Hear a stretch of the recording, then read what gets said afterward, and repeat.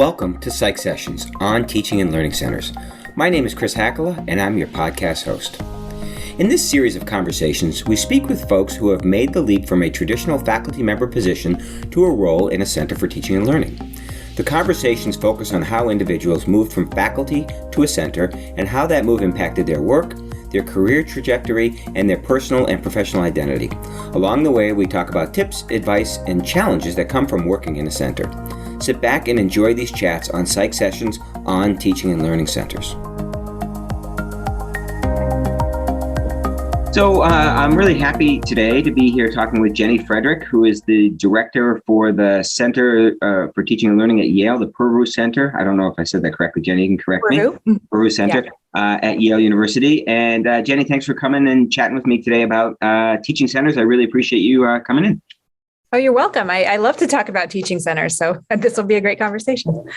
So, Jenny, one of the things that I like to talk to faculty developers about is how they came into this world. And so I'm curious if you can just sort of walk us through how you got into working in a teaching center and what your career path was, including sort of undergraduate degree, graduate degree, your any teaching experience, that sort of thing. It just helps sort of contextualize things. And frankly, I'm just curious. I always like to know where people are from. Okay, yeah. And I'm sure you know very well that there is no one path to teaching center work. So as many teaching center people as you can probably find that many paths. And I will say, I did not know that teaching centers existed because I did my, all of my education was in schools where there really wasn't a robust teaching center presence. And, this was in the late 80s and 90s. And I think that was early days for a lot of teaching centers. And so just to kind of start, I went to college at Cornell University, and I was completely undecided about what I wanted to do. I loved exploring and taking as many different things as I could, but I had really excellent instruction in chemistry and in French. So those were my two favorite topics. They didn't really go together, but I pretty much double majored in chemistry and French. And then I was trying to decide, what should I do after college? And can I stay in school for longer? And the future in French, I knew people who were a few years ahead of me in the French program. And one of my main role models, the job that she got was playing Minnie Mouse in French Disneyland. That just didn't seem like something I felt like, I didn't see myself in that path.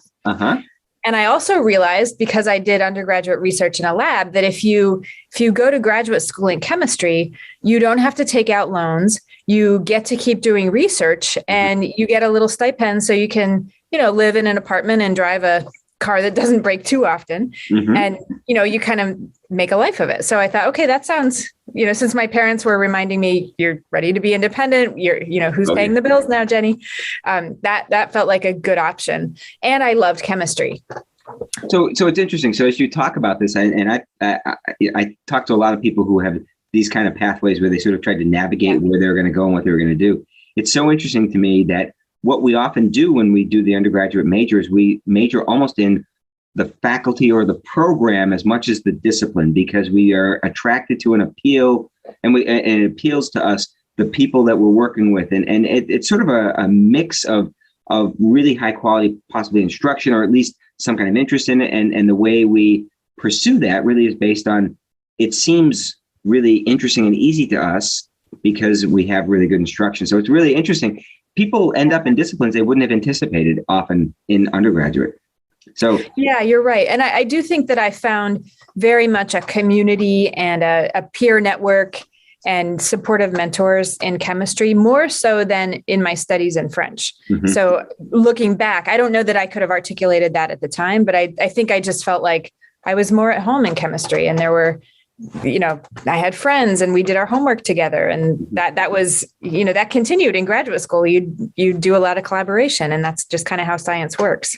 Yeah. And I think that's a great model for thinking about the way that we could mentor our undergraduate students as we look at the kind of work we do, to consider how we can help those students find their home, as it were, at the institution where they have that community. Because that really helps. I know that I really valued the friendships I developed throughout my psychology program when I was an undergrad, because I did exactly what you said. We would work on our homework together. We would talk about this. We thought we were junior psychologists. We were not. but we enjoy that sort of feeling. And it's really interesting that so many of us who end up in these kinds of positions, that's been a similar story. So you went through undergrad at Cornell. Where did you do grad school? Yeah, I went to graduate school at Yale University, which is where I am now. And I chose the program because I had other options and I did visit weekends, and I really liked the community at Yale. Again, the community. It was really collaborative, and it seemed like other places, I definitely picked up whiffs of competition and miserable graduate students working a million hours. And there was a little bit of that in any, top chemistry program. There's going to be that. But just in terms of quality of life, ability to kind of not be too narrowly focused on the work of one lab, but if you have an interesting idea and you want to collaborate with a lab that's maybe in a different department, but does some intersecting work, that those there just really weren't those kind of barriers. And that proved to be true. Mm-hmm. And so it made for a really good place to do graduate education.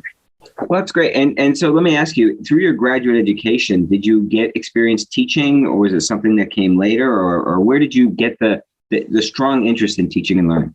Yeah. So in the chemistry department, I think this is true of a lot of the physical sciences. As graduate students, you teach right away. So first semester, second semester, and a couple more semesters after that, just for financial reasons, I taught. And I had, it was interesting because I was teaching sections for organic chemistry courses that I hadn't taken for quite a while. And I can specifically remember thinking about, like, how do I kind of peel off the layers of all the extra, I've taken advanced organic, I've done research in this area. I know how to read papers. How can I kind of scroll back to when it was new and I was just figuring it out? Mm-hmm. And that process of how do you actually communicate, and the fact that most students came into organic chemistry classes, that's where I started, saying, I'm scared of this class. It has a bad reputation. Please don't ruin my chances for med school, or, whatever future they saw for themselves. So there was a kind of a motivational, psychological element to it, if I may, and then just a content part of it. Yeah, it's interesting. So organic chemistry does, of course, have their reputation around the country for people. And I think that the way you described it is really indicative of where your interests were eventually going to lead you. And I have two thoughts. One, of course, peeling back the feeling of really understanding it and thinking about what it's like as a novice is one of those skills that we really have to continuously remind our junior faculty of, or faculty in general, not because they don't do it all the time, but because sometimes it's easy to sort of lose sight of that. So I think that's an important thing to remind people of. The other is, you were fortunate in that you were in a discipline that actually takes, and has for many years taken teaching and learning very seriously. I mean, the Journal of Chemical Education, which is a pretty well-known journal, is one of those journals that's been around for a long time, looking at pedagogy and chemistry, and in large measure because of some of the concerns people have over some of these challenging courses. So I think you were in an interesting field to develop this kind of background and training. And I am surprised you start teaching right away. In some places they delay a little bit, but you started teaching, probably, was it labs or lecture as well? It was in the program, there were both options, but I ended up teaching sections. And part of that was department politics of people. There was a thought that people who teach sections spend less time away from the bench, mm-hmm. and people who teach labs, you have more hours. And really, I think I'm quite sure I made up for that being available in office hours and helping struggling students. And mm-hmm. But that, that's kind of how that went for me. And so, during graduate school, I taught a little more than I had to, but there also in a big research institution where you didn't have to teach, there's pressure not to teach because research productivity and research mm-hmm. rewards and incentives are rule the world there.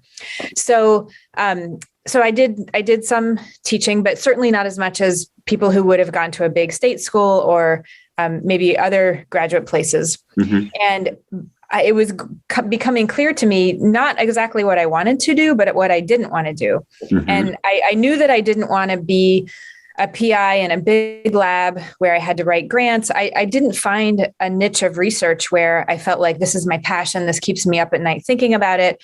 I knew my area. I was invested in it. I did great work, but it just didn't, I didn't feel like, this is really part of me.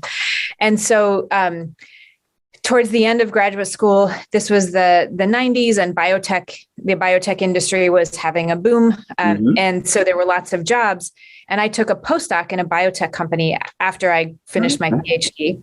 And most people you do graduate school and you focus on a particular area, and then you do a postdoc, and you're supposed to pretty much, in the narrative of an academic career path, you're supposed to choose another area to focus or build on or complement. And what I did was I got broader. In this biotech company, it was an offshoot that was from an academic lab that was started by actual people who had been recently faculty. So it had a very academic flavor, meaning there were group meetings and we read papers and we kind of talked a lot of theory. But the idea that a young biotech is driven by markets and board members who are thinking about the business side of things, there was a lot of, okay, we're going to work on this, and then we're going to shift and work on this, and then we're going to work on this. So I was exposed to a lot of different areas of more neuroscience, but sort of the molecular biology side.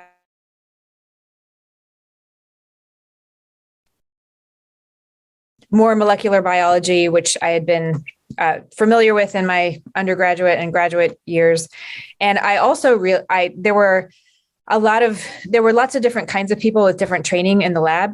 And I found myself loving to spend time mentoring people, helping new people figure out how stuff worked, teaching techniques to other people. And then I started thinking, like, this teaching thing keeps coming up as something that I could spend all day on. This is enjoyable. I like figuring out, why isn't this clicking? Oh, it's because she's scared of it. Or why isn't this clicking? Oh, because there's a missing piece of background. I haven't explained something well enough. And that, there's something that needs to be filled in. So I found the problem solving part of teaching and learning, even in that kind of fast paced, a lot of experimental work type of atmosphere. So that's all really interesting, because I think that your description of the postdoc is fascinating to me, because so many of those postdocs really narrow down your focus, but it gave you the opportunity to explore in a world that felt academic, so you were comfortable but wasn't academic. So that really does broaden your perspective on things, and I believe probably teaches you how to deal with some ambiguity and some complexity that you don't always see in higher ed. So I think that's a fascinating position to have taken. And were you there for 2 years? I was there for 2 years, and at the end of the 2 years, I had realized that I probably didn't want a long-term future in the biotech industry. Partly because it just seemed like the hands that pulled the financial gears were very different. Like, just the experience of coming into lab on a Monday and realizing, like, the market for schizophrenia doesn't seem so appealing. We're all going to work on diabetes now. And just, kind of that, it just felt driven by things that I wasn't as passionate about. Yeah. So I thought, well, okay, at that point, I wanted, for personal reasons, to stay in a geographic area. So I thought, let me see if I can adjunct teach. I'll pick up a lab or an evening class or something like that, and just see if my memory of what it's like to teach classes and being an instructor of record, let me see how that goes. And happens that one of the places I sent a letter to was the University of Bridgeport, and this was probably late July. The chair called me up and said, we just had a search that we didn't end up finding anybody for an assistant professor, and we need someone to teach organic chemistry and biochemistry and labs. And are you interested in interviewing? Because we need someone like in a few weeks. And I was like, okay. And so I went and interviewed, I got the job. And a few weeks later, I was in the classroom teaching organic chemistry. Wow. And that was, I kind of didn't know what I was getting into, but I figured it out along the way, and I had a lot of good friends. And there I wouldn't say I walked in as a teaching and learning expert by any means, but I had a lot of ideas of I should have students work together because they can help each other in some ways better. I can't help all of them, but peer resources, is less limited. And so I I was trying out a lot of different things, and I would go eat lunch with people from history and music and philosophy and religion. And so we would talk about teaching, because that's, mostly what we did. There was a little research expectation, but mostly teaching. And so I learned a ton of teaching ideas from all kinds of disciplines. So that really gave me a flexible, open mind about, the core of pedagogy is not so different when you go discipline to discipline. Mm-hmm. There are maybe different words that play better in some arenas than others, but it's pretty, you're still trying to do the same thing. Yep. So that was a valuable experience. Yeah, and I love that. So you did spend some time as a faculty member, and I think that path is an interesting one, because it does give you a real flavor for the day-to-day grind of teaching 3 or 4 courses a semester and all of that entails. And I think that pathway is slightly different in terms of what you can do or what you think about doing as a center director versus if you go a different pathway. Both equally valid, but different based on your experience. And I think that time allowed you to really get to know, as you said, these other people with other perspectives, and get to see really, and I really want to reiterate the fact that teaching and learning is a process grounded in the behavior we engage in and what the students do. The content is going to be different, but we're doing something, the students are doing something. So the idea is, how do you figure out how to do the thing you do so the students do the thing they need to do to learn? Yeah. And it's context driven in some cases and discipline driven, but you have to sort of be open to those conversations. Yeah, I agree with you completely. Yes. And then, so I was there for 4 years, and then also for kind of personal reasons, the University of Bridgeport has had financial issues over the years as well. And so when things were looking a little bit bleak, both my partner and I started looking for jobs, and it's easier for chemists to find jobs than it is for people in religious studies, let's just say. So I moved and took another faculty position at the Western Connecticut State University. Oh, okay. Mm-hmm. Which was different in the sense that at the University of Bridgeport, chemistry was a service discipline. So I taught chemistry to engineers and future dental hygienists and pre-nursing students and physicists, but there wasn't a chemistry major. At WestCon, there was an American Chemical Society accredited major program. So it was different in the sense of there was a large set of students who were majoring, and there were more activity in terms of our research labs and undergraduate research. Mm-hmm. And that was also a fantastic place to work and to be. Mm-hmm. Very different. I didn't get to teach like first year seminars or capstone courses like I did in Bridgeport. Mm-hmm. But, and then to layer on a personal factors often shape decision-making. We were thinking that, that was a big commute for work, and we had little kids, and we were thinking that my husband would move that direction too. Mm-hmm. He got tenure, he moved into administrative positions, and it was seeming like things were good for him at the University of Bridgeport, which is where he also worked. Mm-hmm. And so we were thinking, well, maybe we could find something for me that's back closer. And at this point, you can see, graduate school, postdoc in biotech, this kind of faculty job, that kind of faculty job.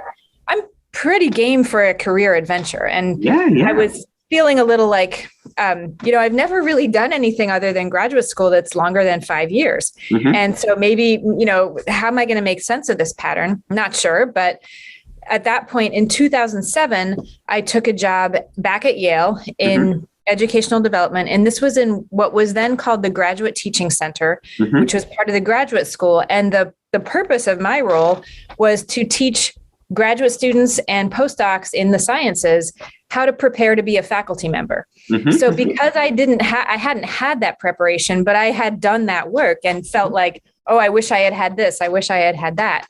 So I was able to develop a lot of programming in teaching, in mentoring, in thinking about how do you assess students' learning? How do you, just all dimensions of getting ready. How do you balance research? So I started out in that position. And then gradually moved into expanding to focus on STEM faculty at Yale as well, because partly organically they were hearing my graduate students are getting good things. Maybe is there something for me too? And this was also accelerated because Jo Handelsman came and worked at Yale for several years, and she's known for her national faculty development programs. And she wrote a book called Scientific Teaching, which I had been using to design workshops. And then when she, the author, showed up at Yale, we partnered, and then she actually gave me a job. And I, together with her, we founded a Center for Scientific Teaching that focused on the faculty as well. And then at a point in 2014, she had actually gone to work in Obama's White House. A few other people left, and there were some new administration. There was an opportunity for Yale to create a campus-wide teaching and learning center. And the plan was that it would be put together from a bunch of different disparate units. And I applied and was hired to be the founding executive director. So that meant I put together undergraduate learning, which is a little unusual. Not all teaching centers have the student learning piece in it, but we had writing support, all of the STEM tutoring programs. We also had graduate writing. We brought in the online education, which did various programs and is still, robust and thriving. Educational technology, the people who run the learning management system. What we didn't have was a campus-wide faculty focus group. So I built up a faculty teaching initiatives team. Over time, I've added a small assessment team. We also built what we call an academic strategies program, which is designed to meet the needs, in particular, of the first generation low-income students who are coming to Yale, and which is now about a fifth of our undergraduate population, depending on how you slice it up. But that was not being well served by the design of the curriculum and some of the academic structures. So that's kind of the teaching center that we have today. But that's another big chapter.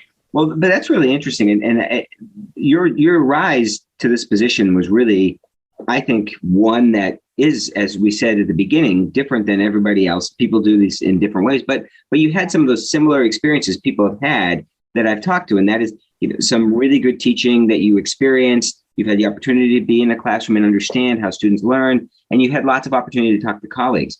I think that your center, the way that I know that you're set up, you have a large center with lots of different pieces. I think is a really good way to bring together what really undergirds what we're all about at an institution. And that is, how do you support effective learning experiences for students? And it's not as simple as just good teaching. There's a lot more to it, because the students need to be engaged in doing things. And so I really applaud Yale for bringing the student piece into it, because I think that really sends the right message that it's about the student learning. We're going to work within the structures to improve those experiences to support student learning, knowing that that's going to be different depending on the institution you're at too, because the incoming needs of the students are different, right? Yeah, that's right. And this big integrated center isn't the right answer for all campuses. But I do think that some kind of collaborative connective tissue is required these days, or at least helps us all do our jobs better. Oh, yeah. I mean, I'm at a much smaller institution. We have those kinds of connections. We keep building them because it really is to speak with one voice about what we really think as an institution supports student learning. It's powerful, and it helps get everybody sort of to begin to think about those things. So that's great. And I've been to your physical center, and I think one of the things that is underrated at for Centers for Teaching and Learning is having a space that allows for the kind of work that needs to be done. And Yale has really supported you folks well in giving you space that I believe is effective for carrying out the mission of the center. So I think that's terrific. So I'm going to shift gears, and thanks for that background, because that's really helpful to sort of understand where you're coming from.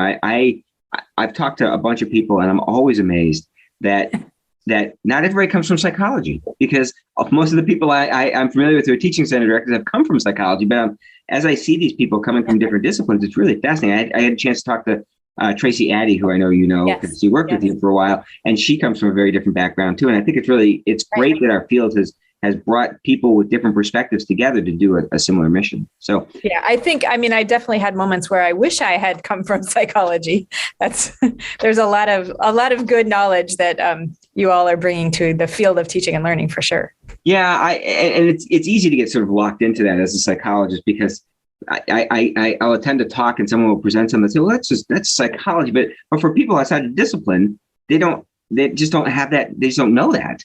And so it is interesting.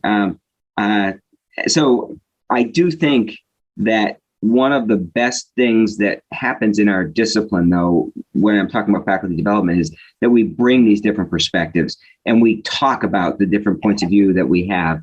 It's one of the things I miss about physical pod. I know that pod has done it virtually, but I love the opportunity to sit at dinner with people I don't know very well and hear their story and talk to them, because I do think it does broaden out my understanding of the different disciplines. And so I'm going to shift gears now, and I want to ask you about activities of your center. And I'd love to know if you could just describe one activity or one initiative that you've done that you think is incredibly successful with your faculty. And I'd like you to turn after that and talk about something that you think might have worked a little bit better had something happened, or maybe just wasn't a good fit. Because I do think I like to send that message out to faculty, because we all think our ideas are always going to work. And there are times where they work spectacularly well. And then there are times where, because of the context, things don't work quite as well as we want. And I like faculty developers to know that this is not a situation where we can pull a book off our shelf and say, do this and it works. It really is bound up in a lot of different things.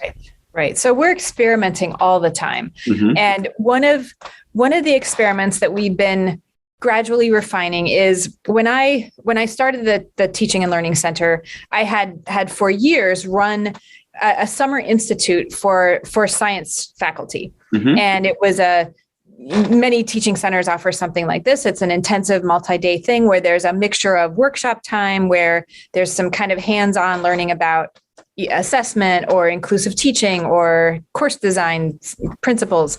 And then there's work time where you either work on a common teaching project, maybe you brought in some colleagues, or you're just working on your class because you want to apply what you've learned. And so I ran this for science faculty for quite a number of years, and then thought that, well, what if I just mix in all the disciplines? Because I was thinking, hey, I know I learned a lot of teaching from other people. Mm-hmm. What if we just mix it up? And so we experimented for years with, do we bring people together and then have like the math people in their group and the psychology people in their group and the chemists in their group, or do we mix them all up? And after a couple of years of experimenting, where we ended up was that we have this multi-day institute where groups are mixed across the disciplines, but there are opportunities for people to remix and connect with people in either their direct discipline or very close disciplines. Yeah. So this annual course design institute, we bill it as, you can come to this and you will, in a couple of days, you will get a lot of work done on your teaching. You'll pretty much, redesign your course or lay the groundwork for doing most of that. And then you have the rest of the summer to do your research. Mm-hmm. So the model that we've developed has, now we have people in January who are starting to say, when's your course design institute? Can I sign up for that? So that's been a big plus. And one of the things that people say about it is they love the chance to talk to their colleagues, to exchange ideas. And sometimes we get the evaluation comment of, I had no idea that being in a group with an architect and a school of management person and a school of medicine person that they could all actually help me with my teaching in my political science course. Mm-hmm. So it's kind of creating a teaching community that is something that we're known for on campus. Yeah, and that's fantastic. And I think that those kind of communities, they extend beyond that workshop too. Those people, because they've developed some kind of affinity for each other's work, you often see those kinds of relationships continue. And that's absolutely great. right. And that's what we want. I mean, you're working with, I don't know how many faculty at Yale, but if you look at faculty and grad students, you're talking thousands of people. Yeah. Here is smaller, but even here, we're able to develop relationship among faculty, which has been really great. So I think that's a wonderful opportunity. And that course design model you're talking about is one that people do, but with mixed success based on how you structure it, as well as faculty's willingness to engage in those kinds of really sometimes challenging conversations, because you really have to be okay with changing what you do. You have to really think it through. And that's sometimes not easy. Yeah, that's right. And then, so the other part of your question of what what do I wish we could do better? Or what have we learned that hasn't worked so well? I'm going to speak on a more institutional level for this one, because in my role as the executive director of our center, I find myself, I have many people working in teams, and they're fantastically capable and talented. And so a lot of time for me these days is spent on more campus leadership with respect to educational policy and those kinds of directions. An area where I think this is an issue across higher education, and it's a very challenging issue, is thinking about how do we evaluate teaching? Yeah. And so the one source of data that we tend to use at my campus, and this is true of many other places, is student course ratings. And I will say that Yale has, in the past 10 years, undergone a pretty significant revision of the questions that we asked to change them from more open-ended, vague, how was the instruction in this course? Comment on strengths and weaknesses, to a little bit more narrow questions where students are actually observing what's happening. Like, this course was well organized. This course provided feedback to help my learning. Those are dimensions of a course that only the student can speak to. But because we're over relying on this one source of data, we don't have a really good picture about what's effective teaching, and how do we know, what sources of evidence do we use? And so one of my efforts is to work with schools, work with faculty groups who are interested in thinking about, how do we evaluate good teaching? What are other ways we could use different sources of evidence to document teaching effectiveness? And there's one place where I've been effective, and not just me, but as a voice who's helping change a policy. And that is we now have specific criteria for the instructional faculty track. So there's a lecturer rank, there's a senior lecturer rank, and then there's a senior lecturer 2 rank.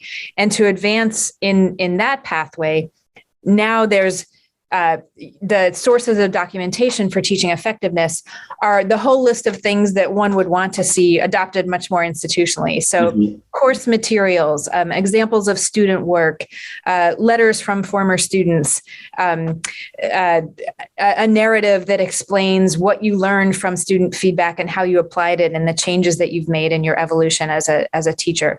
So my bigger vision would be to put teaching more on a plane with research, where the experimentation and the sources of evidence are varied but also rigorous, and that it's something that you expect someone to come in and to work on their teaching the way that they work on their research.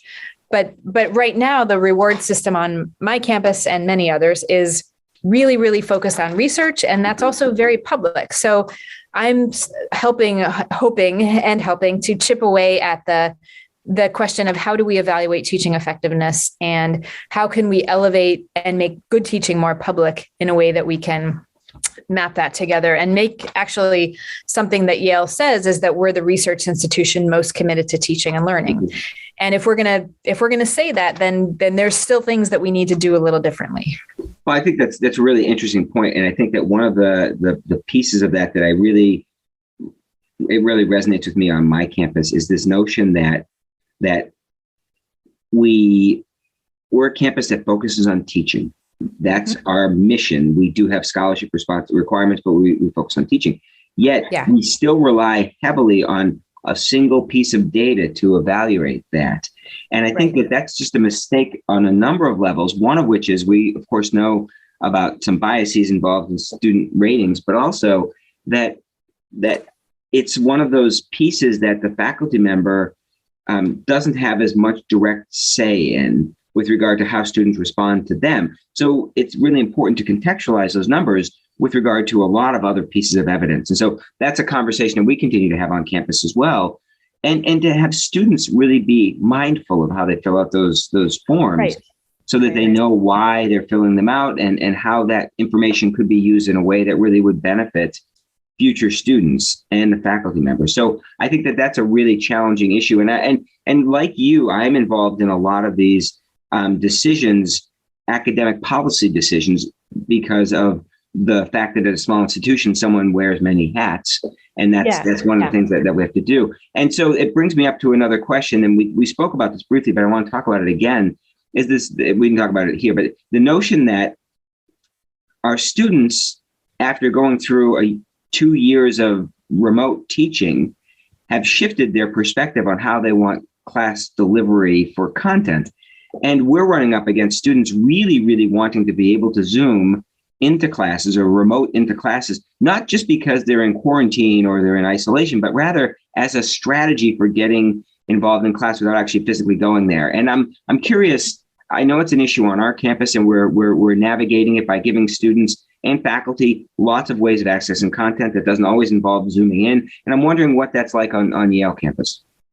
Yeah. So with a few exceptions, and I'll come back to those in a second, we're pushing pretty hard against what I would call dual delivery teaching, where you have people use the word hybrid a lot, and that means different things. So by dual delivery, I mean that you have students in a classroom and students who are remote, and they're both experiencing the same instruction ostensibly from one instructor. And in our experiences, that has been enormously frustrating for the faculty, for the students in the class, and for the students who are remote. Everybody's losing something in the situations that we have seen, which are classrooms that aren't particularly equipped for this, instructors that haven't gotten training or done a whole lot of adjustment to make this happen. They're really just thinking, okay, let's put a face on a laptop and speak a little louder, wearing a mask. I mean, there's all kinds of challenges there. So there are a few places on our campus where we have effectively implemented a dual delivery model. One is in the School of Management, where they have specially equipped and, let me say, very expensively outfitted classrooms that have many monitors, that have cameras set up with the right angles, that in many cases have a person in a control room making sure the volume is okay for the remote students. There's just a lot of technical infrastructure that is helping make the experience for the students who are remote and the students who are in the classroom as equivalent as possible. So it's not all coming down to what the instructor is doing. And the instructor also has some training about where, the range of movement in the classroom and where to direct your voice. And of course, the acoustics are designed to help that as well.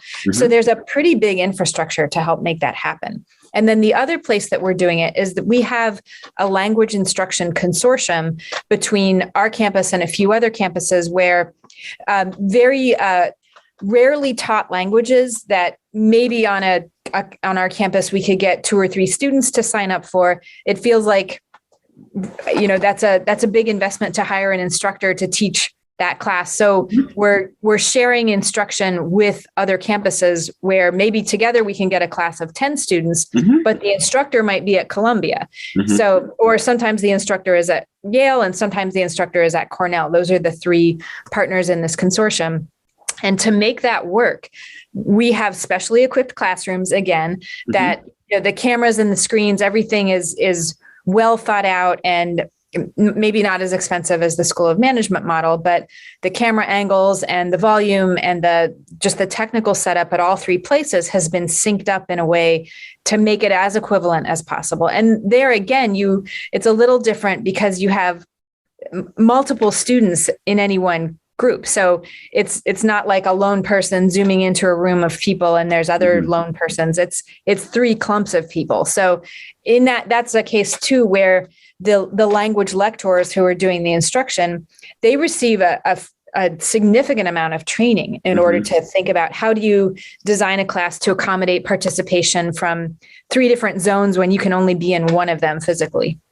Yeah, I mean, that's actually so interesting to me, and I suspect to other people listening, because it's a process that I don't think is impossible, but it requires a huge lift to get there. And for many of our faculty and for institutions, we don't have the resources or the bandwidth, time-wise or whatever, to do the lift, to do it effectively. And it just strikes me that in many cases, the face-to-face instruction, which is what a lot of our campuses are, they're signed up as residential campuses, is a model that is going to be the best option for our students. I do think there are exceptions, obviously, and this is not, and I need to be clear about this before people get upset. This is no criticism of online education, which is different than what we're talking about. Absolutely. Asynchronous online education is a different ballgame. That's not what we're doing here. This remote teaching is a different animal, and I think it lends itself to very different kinds of solutions. And some are better than others. It's just but it opens up a lot of challenges, as we had to open that door last year or 2 years ago when the pandemic hit. And now it's a matter of keeping the door open enough to serve the purposes I think that it should serve, but without opening it all the way. At least that seems to be what a lot of people feel. Yeah. And I think something you and I were chatting about earlier too was that trying to give people options, like how do you help students, if you're not going to have somebody zooming in from their dorm room, then how can you help them make up for missed class if they need to quarantine or if they aren't feeling well, or like, how can you be flexible enough for that? So we're reminding instructors that people used to be absent before we had the pandemic, and things like making sure that you're really clear about your lesson plan, making more people are recording their lectures these days, if that's the style of class that they're teaching. Another kind of non-technical intervention that we've promoted and that has been implemented is setting up a buddy system in your class, or maybe like groups of threesomes where you have mini teams in your class where if someone has to be out, their peers fill in and help them, which is just good, I think, in lots of ways. So it's not perfect. And I think that it's still challenging for both the instructor and students these days when we have surges and, students who are going to be absent for a whole week of class. But I think some thinking ahead about how you're going to make things available and help students catch up, just anticipating that that's going to be an issue. And then being able to be, as an instructor, flexible to a point so that you can, not have students be penalized for being sick or for putting public health factors high. But I think that this will be something we're going to continue to need to adjust to, because so what students want and what serves them well is probably going to drive some of our choices in the future.